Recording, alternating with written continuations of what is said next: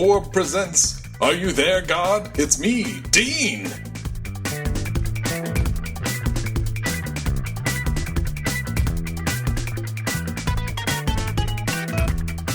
This is Gary Butterfield. This is Cole Ross. And welcome back. Yeah, welcome back to Orb.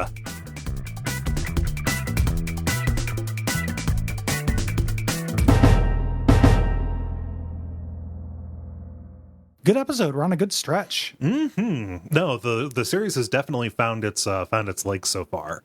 We're gonna have a nice mixture of joke episodes and lore episodes for the rest of the series. Or, I mean, yes, for the rest of the series, but even for this season, we are beyond the season 1 blues, I think. Yes, absolutely. The popular wisdom that season 1 is bad is not wise at all. Should become unpopular. It is wisdom. false. Yes, we've disproved it. Or popular reverse wisdom. Yeah. You know, either or, because it is a good season. Yes. And it only gets better. Mm-hmm. One of my faves. Yes. Are You There, God? It's me, Dean. This is a Doc Hammer episode, ripped from the headlines of a person's real life. That's not headlines. That's just from the waistlines. Oh, geez. Yeah. But yeah, no, this is a Doc Hammer episode. It originally aired on October 2nd, 2004.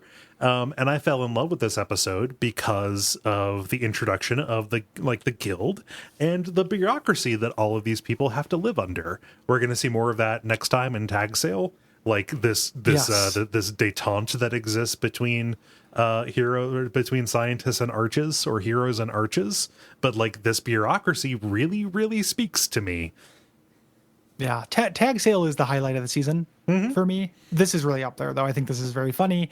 This is an episode where there's very little in the way of action until the end, and the action there is artificial. Mm-hmm. You know, it's created for fun. Yeah. We don't actually get to see any adventures that the Venture Brothers go on. This is just them dealing with normal ass shit. Yeah, it's a conscious decision. I like in the art book where they talk about like, we eventually decided that the thing we want to do is like hint at these greater adventures that they're going on, but never actually give them to you. We're going to show like the domestic aftermath. Like, the thing that makes our show special is that we're going to show and do the laundry, right? Yeah. And they're going to, eventually this will reach its apotheosis with Escape from the House of Mummies, part 2 of 3, where we're just seeing the margins of things. And that is it's one of my favorite things that media can do. Yeah. And they're so skilled at it. Yeah. We don't learn very much about their actual mission here, except for one very tantalizing detail about what they're trying to get. But the actual, the content here is very good. And again, ripped from the waistlines, like Doc Hammer actually had the condition that Dean comes down with, which is something called testicular torsion. Sounds horrifying. horrifying. One in every 4,000 kids. Mm-hmm. Which is really common if you think about it. Yeah. I don't know 4,000 people, but, I know people who know 4,000 people. Mm-hmm. That makes sense. Yeah. Thank goodness this passed me by. Yeah, no. I mean, imagine watching this as a high school kid and being fucked up by that. Like, oh, your balls might just turn around on you. Yeah. Well, it seems they could do that, but it doesn't seem like it'd be a problem. Like, I always assumed it was just kind of the Wild West down there. Like, they jump over each other and like they're being held together. They're like, held in by like ligaments and stuff like that. Like, and there are hoses you don't want to get kinked, right? Yeah, I know there are hoses you don't want to get kinked, but like, I feel like I could take my balls right now, put one in front of the other, and not die or have them start swelling up or dying. Like, I don't know. Well, no, they would just go back. That's what I'm saying. Like, I just kind of felt like this is the kind of thing that happens. Hey, but so sometimes you get the you ever used a yo-yo and like the line gets all tangled up and you had to like let it dangle so it would go slack again? Yeah. Sometimes that happens with your clackers, dude. Well, yeah, I know that. I watched the episode. Gary, I don't know about it. I know. Like, it requires surgery. Well, I know. I'm just saying that was surprising to me when I first learned it, because I assumed that they could just kind of exist. Like, they were just free-floating fun balls. You assumed, and I want you to admit that you were wrong. I made an ass out of me and my balls. Yeah. Sumo balls. It was just interesting. I was learning about anatomy from the Venture Brothers. Yeah. From this.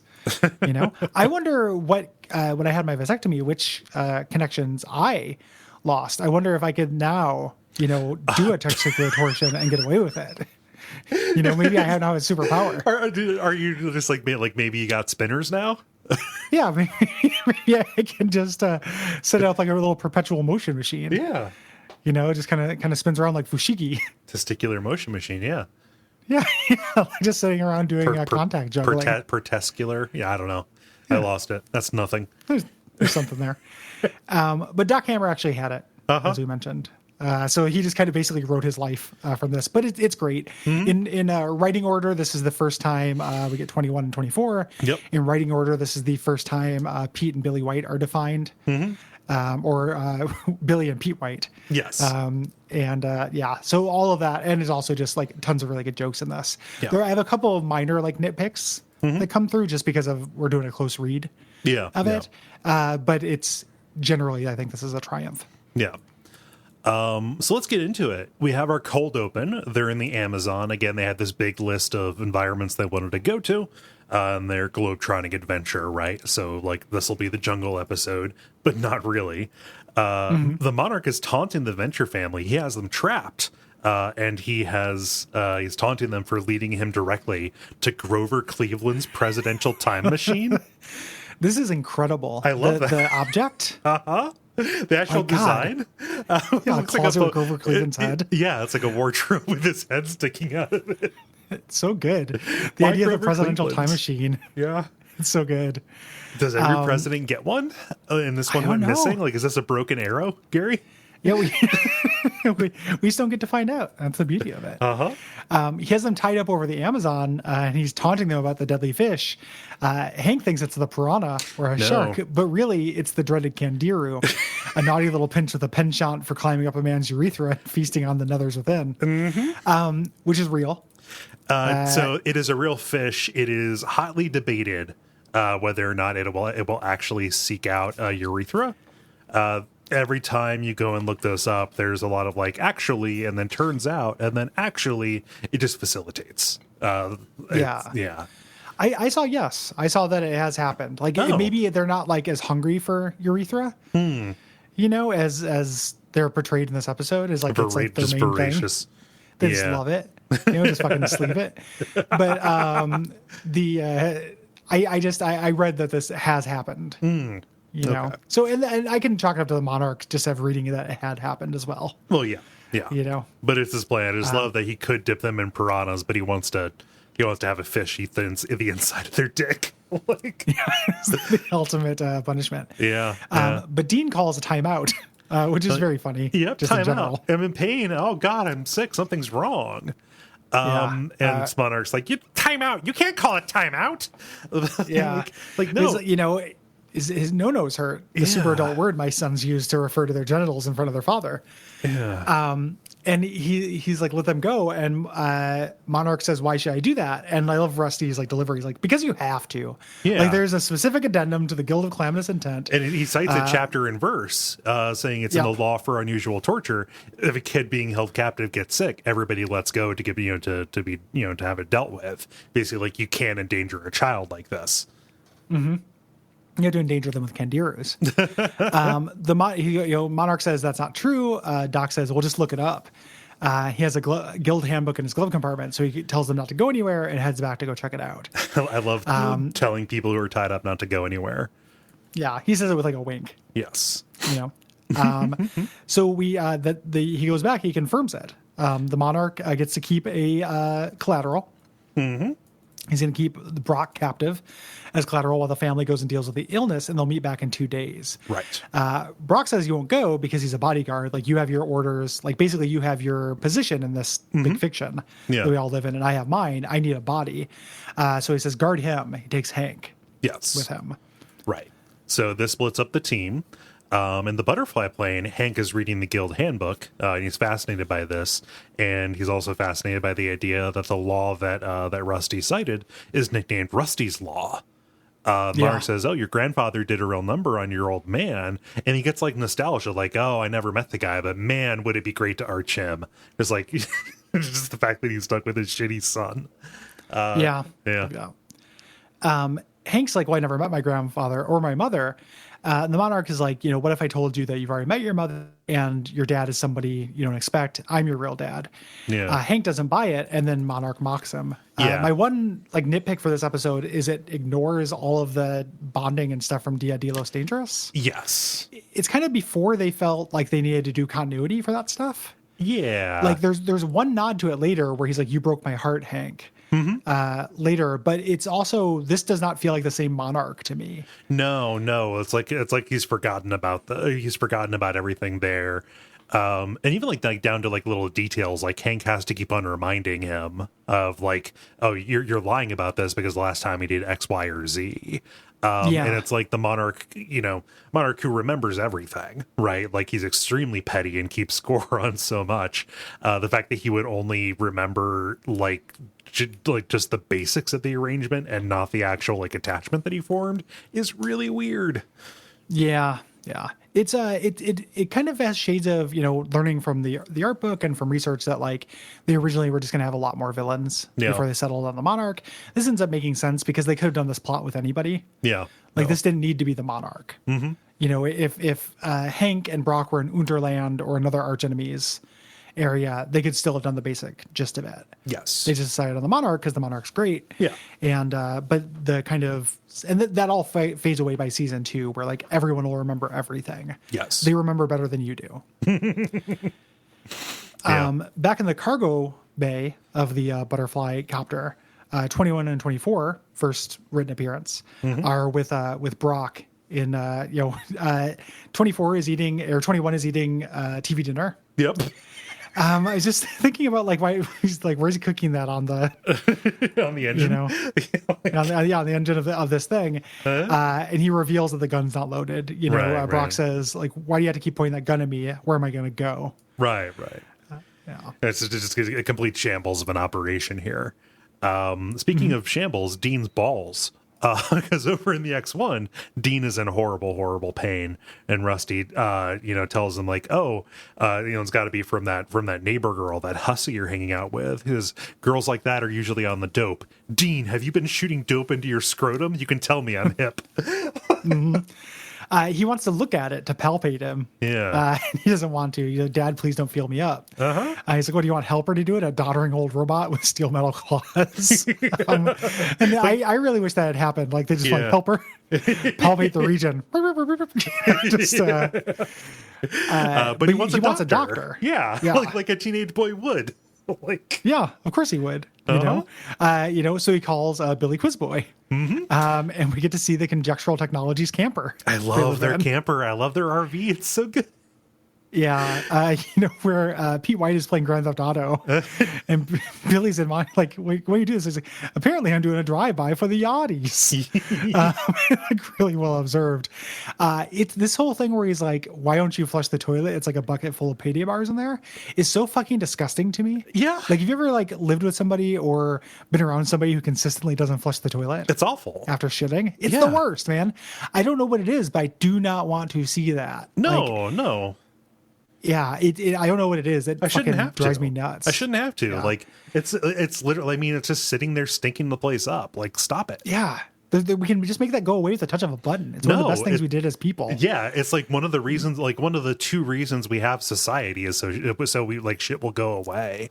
Yeah, and I don't care where it goes. Just fucking out of my house. Yeah, get rid of it. So gross, man. Yeah.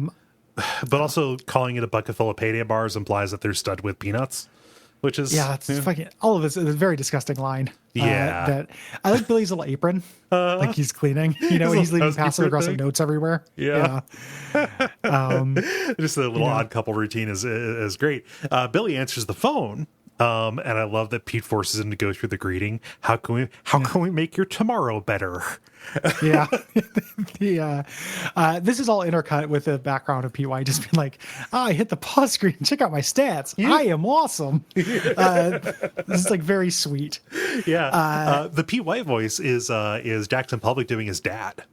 Yeah. Incredible. It's one of my favorite voices. That's so good. On the show. Absolutely love it. So he gets hired, he's like, that was Dr. Venture, get out. I will not. Further, like, it's so cute. So they get hired to do this. There's this weird thread of Pete White denying Billy high fives. Yep. Which is, I don't understand what that's about. Like, did high fives, were they not cool in the early 2000s and I forgot about it? I mean, high fives it was only ever cool when like athletes did it, is the thing. I've never felt good doing a high five. Oh, I like a high five, man. Yeah. I feel bad about high fives because I'm very anxious about the possibility of missing. So, what do you think about low fives, like down low? Ooh, that's even harder because like down there, it's harder to see where it's at. Like, well, and you have to be pretty quick.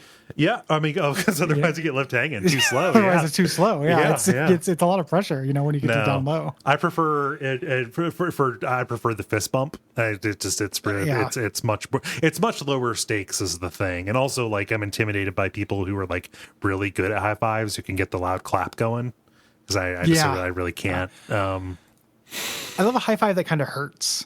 Oh yeah, no, you want to feel it. You're just like, oh man, you want to feel it for a couple of minutes. Yeah, days. Just like look at my shoulder. It's a celebration, God damn it! Traction me, buddy.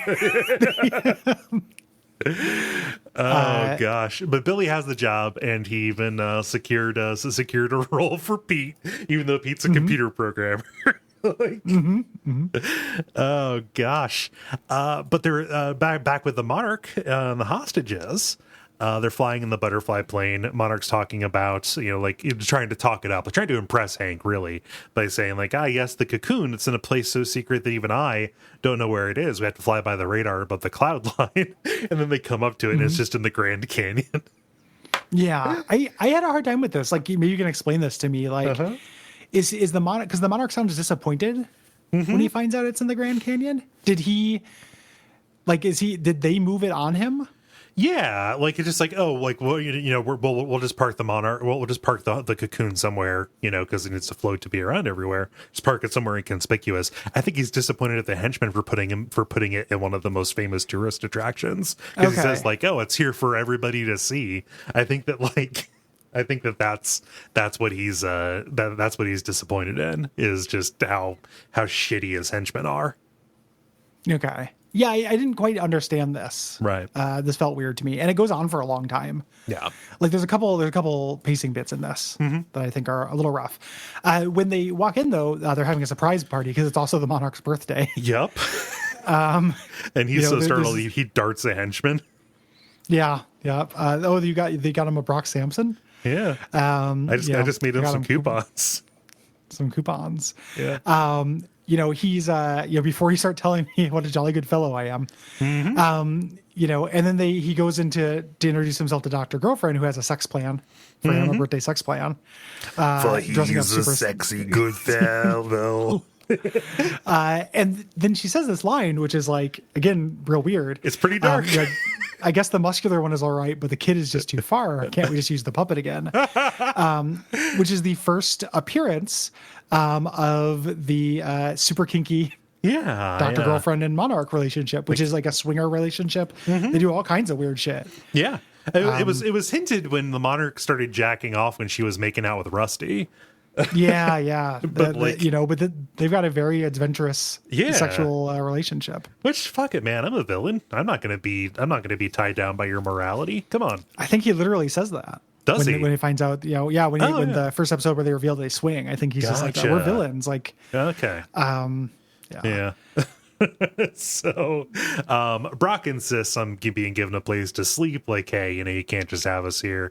Monarch's just bragging at the accommodations. Hank is like, no, you had me sleeping in a stinky cell. And he says, oh, it'll be a far cry from sleeping over Dr. Venture's garage. Like so much Fonzie. Oh, so much Fonzie. Just a quantity of Fonz. Like so much Fonzie. Yeah. So at the Venture compound, Billy, is there. He's like, this is really more of a job for your urologist, but this should be a walk in the park. And Pete one-ups it, like trying to comfort Dean. Yeah, walking through a park with genitals for trees and hair for grass. Yeah, just really, really good. God, Pete's voice. Yeah. They're trying to convince him, to let him examine what it is. And they're like, I love this, like, with your lifestyle, this could be anything. Yeah, alien virus, parasites, and it's not unreasonable, right? Like, yeah, absolutely. Big shades of last episode, right? With your lifestyle, you get in the super science space, you get exposed to a lot of this stuff. Yeah, God might blink. Yeah. Yeah. And so he basically says, I don't want a little kid looking at my junk. And this is where Rusty makes Billy come clean. Yes. That he's got a growth disorder and a speech impediment. He's not actually a kid. Yeah, he's just been playing up the boy genius thing for 20 years. And like you can tell by looking at it, he's got lines on his face, like he's just obviously just an old man with, some differences. Yeah. But so okay, yes, he's an adult, he's a doctor. Dean pulls down his pants and everybody is horrified. The line is, I'm not prepared to rule out the parasite hypothesis. Something is terribly wrong with this young boy's junk. Yes. Yeah. And it's a big bloated scrot. Yes. They call it a beach ball. Yeah. Yeah, it's a beach ball. Gross. The next morning, Brock and Hank wake up. They're walking to the cocoon to the center, and Brock is saying how garbagey everything is. Yeah. Here, he's like, oh, what could he even give for the Monarch? He's got trained henchmen. He's got, they're in peak physical condition, etc. There's a great little bit where Hank is like, I had to sleep in my clothes. Now I feel dirty. And Monarch says, I've never seen you wear any other outfit. He's like, well, that doesn't mean I don't wash it. Touche. Yeah, I love they say like, oh, it's not my only one. I just like they could have gone the Doug Funny route where he had a closet full of all the same clothes, but no, they gotta wash it. Batman. Yeah. Brock implies that he slept naked, and Monarch says, hey, burn his sheets. And Monarch is making like all of these grandiose statements about like, welcome to the command, to my command deck. This is the nerve center of my ominous body. But like everybody around is really as either asleep or bored.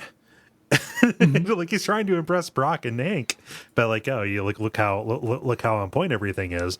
But when they're not able to arch Dr. Venture, nothing can happen. Like so little is happening. Like a henchman walking by, the Monarch asks him to go to the fridge and get him a Fresca. Yeah. And Brock is really disgusted by this. Like, hey, haven't you ever tried the world domination thing? Are you too afraid for the the big leagues? Here. And again, this is a nice like little companion episode to Tag Sale. Yeah. Like what can I do to this guy that life hasn't already done? Mm-hmm. They need each other. Yeah. All they have is their game. Yep. Back at the compound, Billy diagnoses Dean with testicular torsion. His balls are twisted around. It's like he won the genetic lottery, 1 in 4,000 people. The genetic freak lottery coming from an albino and severe hydrocephalic. Yeah. And Rusty, another big hint at this point, Rusty blames himself and says, I could have fixed this in the prototype phase. Yeah. So that's big foreshadowing. Right. I love Billy at this point. The beautiful music comes up and he goes, raising a son is an experiment that no scientist is prepared for. It's very funny. Yeah. They're trying to convince Dean to let them operate on him because he's like, oh gosh, can't we just let this let this resolve itself? Which is understandable. You don't want to have somebody open up your balls. But they, can try to lay it, tell them like, yeah, they're gonna die and they'll atrophy, think raisins. It's or like that one peanut that shares the shell with another nut. That's really, really gross. And Doc Hammer said like all the things that they say are things the doctor said to me. Yeah. Which I don't know how much that's exaggerated, but if so, that's horrible. Bedside manner. Yeah. They said that, that this will be horribly painful unless you're that guy from NXS and are into that. Yeah. Which is a weird joke because Michael Hutchence is said to have probably died from autoerotic asphyxiation. Right. Which is not the same thing as CBT. No. Like cock and ball torture or ball busting is entirely different than different communities too. Yeah. Different communities, different values, different national song. They really don't like being mixed up with each other. Yeah, like it's incredibly different. I don't, like, geez, Jackson Public and Doc Hammer, go back in time and hire Gary to be your best friend and hang out with you guys. And you need me tonight. You need me tonight. Tell y'all Michael Hutchence died. Oh, jeez. But Dean finally acquiesces, but he's bummed out that they have to shave the incision site. It's like, oh, I just grew those. He doesn't want to lose his pubes. It's a big deal getting pubes. Was it? I just I remember it being pretty cool. I remember it being a thing that was made a big deal of in media. Like just when are you going to get your pubes? Like I remembered it from from Wayne's World. Wayne's World 2, like, oh, Garth finally went through puberty. None of my friends ever talked about it, and I never felt like I accomplished anything by growing hair there. Oh, I did. Okay. I remember our friends talked about it, but we might have been influenced by like Wayne's World. I gotcha. And stuff, talking about, so we might have just been like, and also like me and my friends talked about our changing bodies a lot. Gotcha. Yeah. Just kind of compared body notes and such. Right. Just talking about what the development was like down there. Yeah. Because how are we going to learn from school? Not America. No. Yeah. Like, where else are we supposed to learn this shit? It's normal, and eventually they'll just become, a chore. Yeah. You just have to deal with this. Yeah. Yeah. Shampoo and trim. Yep. When we cut back, at some point in here, they talked about how it's the Monarch's birthday, and how they're gonna get something for them, and it's just I let Hank's like, I can get him a razzle. I have a razzle in my pocket. First it's candy, then it's gum. Yeah. I don't know if you've had a razzle, but they're fucking disgusting and weird. No, I've never had a razzle because the concept sounds awful to me. They are awful. I don't even like blow pops. Give me a Tootsie Roll pop any day, man. Yeah, blow pop is fucking disgusting. Yeah. Gum does not mix with anything, even nuts. When they cut over 21 and 24 having this violent argument about whether the Smurfs lay eggs, this felt a little Kevin Smithy to me. Very much but so. I love the delivery. Yes. She would have to be an estrus 24/7. Yeah, Papa Smith has a fucking beard. Yeah. And Brock attacks them. He's doing this to give them something to do. Like, this is one of those episodes where it's all about play. Like, this is just very sweet. I love this. It's just like, oh, here's my favor to you. I'll just give everybody something to do by being my ruthless, murdery self. Yeah, by murdering a bunch of these dudes. They call the Monarch. They think he's a monster. And it's like, oh, they cut 43's tendon. His calf rolled up like a window shade until he passed out from pain. He passed out from screaming in pain. Yeah, Jesus Christ. The Monarch, taunts him and then thanks him. And Brock gives this, for just 1 second, gives this look like this very knowing uncle. Yep. He's like, good boy. Yeah, I love it so much. Like, I got your back, buddy. I know what you want. And this is his birthday present to him. Yeah. Like, it's so sweet. Mm-hmm. Like, he felt sorry for him. Like, I'd really like that. Yeah. It's really strange. So we get a montage because that's how Doc Hammer episodes end. Let's just get to the end. Yeah, let's just get to the end. Let's have literally the climax of both stories happen at the same time. Yeah. But yeah, it's the battle and the operation. Rusty's just out in his little conversation pit eating a sandwich.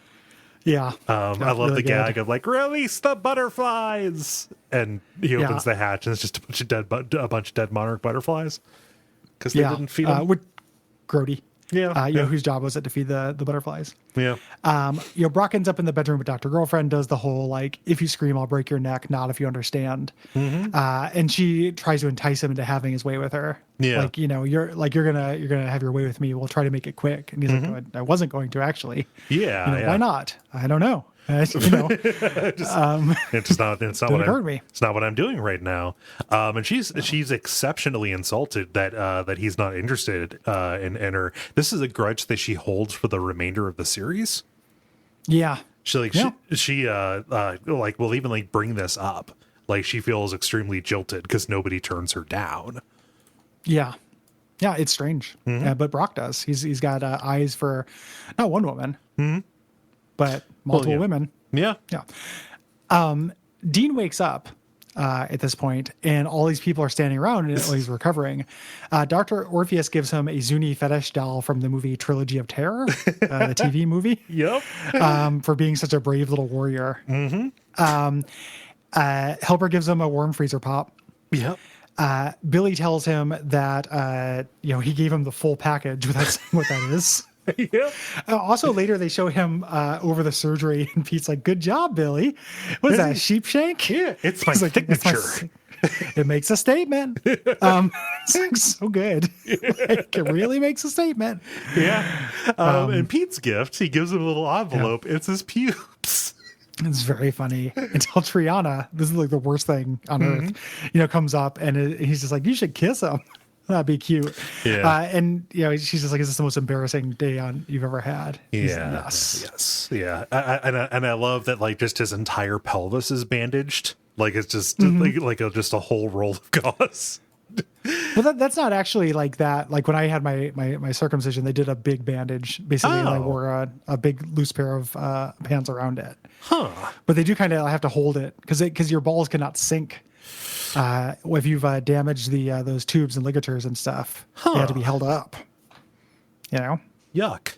So no, it was wasn't super cool. No, like the way home was rough. I'm sure on transit. No. We rented a car. That's good. But still, there's bumps on that road. Yeah. So This part was well observed. They didn't give you a donut? No, not. Oh. No, this is just my natural badonk. Huh. Anyway, with the illness taken care of, Dr. Venture calls and interrupts this huge hostage standoff that they have going on with Brock, Brock's game that he's doing for everybody. Monarch's lying to Brock saying, "Oh, I've swayed Hank to the dark side." Hank's like, "No, you didn't." He says he's tasted the fruits of supervillainy and found them sweet. No, I didn't. Okay. You broke my heart, Hank. you just tries a different tact, like surrender or your precious Hank Venture dies. There's blood everywhere, and when Doc calls, he's like, "What is that?" And he's like, "No, these are jams and jellies. We're enjoying an assorted gift pack." Yeah. It's very cute. And then he licks some of the blood. Like, this ends up being my favorite line in the movie, or like the episode. This is my favorite bit. Yeah. This is so dense with two jokes that I absolutely love. Where Dean tells Hank he was going to put his pubes out for the tooth fairy, which is this running theme of the boys just thinking you just put any body part. Well, I mean, he did it with the skin. Like you put that, like you just put anything under the tooth fairy will trade you. Just anything that sloughs tooth fairy off has of you. wares. Yeah, they just want parts of you. Like it's so fucking creepy. And then my favorite line in the whole thing, and it's so quick, where he's like, "Did the doctor see your creepy dog dork?" Hank, don't brag about your circumcision. That is one of my favorite. That is so good. Yeah. Did the doctor see your creepy dog dork? Like jokes about turtlenecks just work for me. Just the idea of like there are creepy dog dorks out there, and then there are like regular dorks, or having a regular dork versus a creepy dork. Yeah. Back to Brayton when we Googled that thing, and there was Cubone touching Cyndaquil's weird dick or whatever. God, I forgot about that. Yeah, just like there's just something very funny about that to me. I've not been able to look at Cubone the same since then. Dude, yeah, now that I know they mutually master, I mean, it's real. They just lock eyes and they mutually master. I mean, comprende? But like it is just incredible to see, and just like your creepy dog dork, like that being a very brother line. Well, I mean, and also the fact that there's history here. The fact that one of them is circumcised and the other one isn't is really funny to me.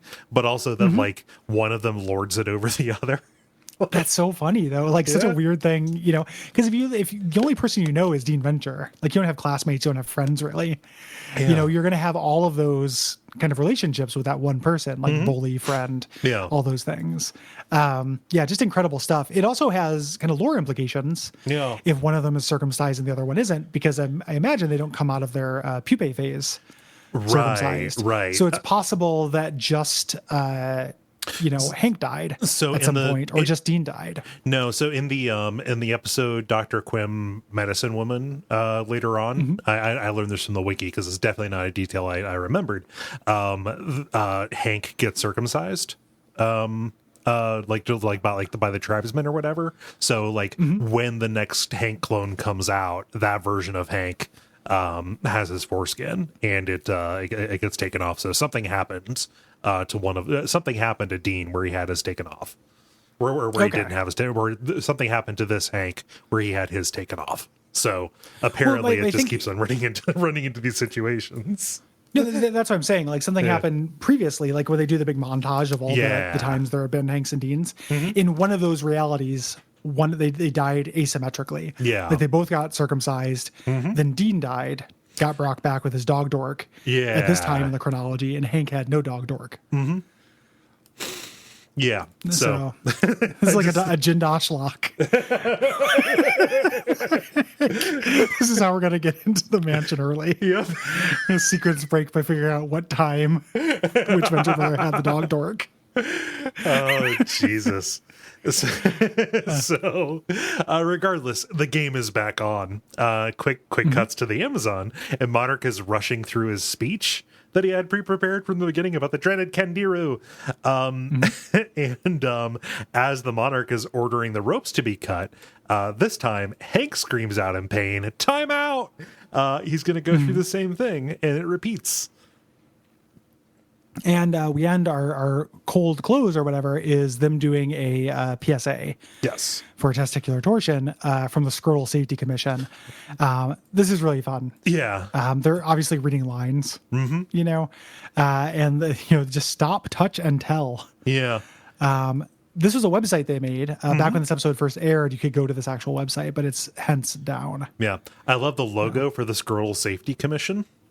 Yeah, that's really, really good. Yeah, it's like it's a caduceus, but with the two testes at the bottom of the twisted lines. Yeah, it's great. Yeah, and that's Are You There, God? It's me, Dean. Yeah, good episode. Love that guild, that guild bureaucracy. Love Conjectural Technologies, and I love Brock giving the Monarch a birthday gift. Yeah, it's just funny. There are a lot of funny lines in this. It's kind of being the next episode being Tag Sale, which is the greatest concentration of jokes. Yeah. In the season, I think, but this might be the greatest concentration. This and like Ghost of Saragosso. Yeah. And just in terms of pure jokes. And they're jokes or laughs, right? Like it's not like they're doing setups and punchlines or anything like that, but just they're very funny and very quotable. Yeah. This episode. Dig it. Yeah, and Pete and Billy, or Billy and Pete White, like just absolute legends. I'm gonna be. I'm always gonna be down for them. Love them. Yeah. Thanks everybody for listening. We appreciate you. We'll be back next episode with a guest. Zach Handland, writer for the AV Club, is going to be joining us to talk about Tag Sale You're It. And then it's probably a little too early for this, but we will be doing kind of end of season wrap up and response episodes. Yes. Where we'll talk about the DVD special features, and we'll read your thoughts. So start thinking about that. No need to send them in just yet. We still have some more episodes, but we will be doing a season 1 wrap up. Yes, we will. If you would like to, you can go leave us a rating or review on Apple Podcasts or whatever directory you happen to get this from. That does help us out. Additionally, you can help us out if you have some money to throw around. Go to patreon.com/Duckfeed.tv. Get access to these episodes a week early. Yeah. And just support us. Please. We're nice. I think that's about it. I think so. Until next time, Go Team Venture.